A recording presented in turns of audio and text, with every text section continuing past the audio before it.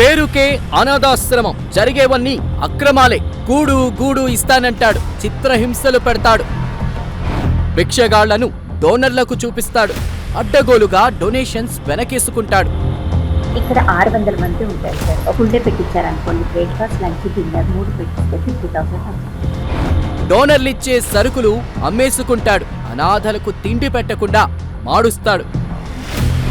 వృద్ధులని చూడకుండా చితక బాదుతాడు, రోగమొచ్చి చచ్చిపోతే ఎక్కడికి తరలిస్తాడో తెలియదు. ఆశ్రమంలో మహిళా ఉద్యోగులకు లైంగిక వేధింపులు, జీతం అడిగిన వాళ్లకు గెట్ అవుట్ బెదిరింపులు.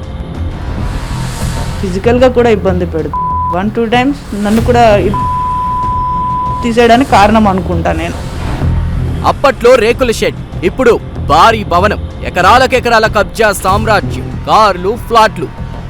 2010లో పెట్టినప్పుడు ఏం లేదు, బిల్డింగ్ లేదు, ఏం లేదు, జస్ట్ ఒక చిన్న రూమ్ ఉన్నదన్నమాట. నిన్నటి దాకా మామూలు ఆశ్రమం, ఇప్పుడు అతను గురూజీ, అదొక ఆలయం. అమ్మా నాన్న పుణ్యక్షేత్రం, అదో పెద్ద స్కామ్. చౌటుప్పల్ అమ్మా నాన్న పుణ్యక్షేత్రం అక్రమాలపై స్పెషల్ డ్రైవ్ మీ ప్రైమ్ 9లో.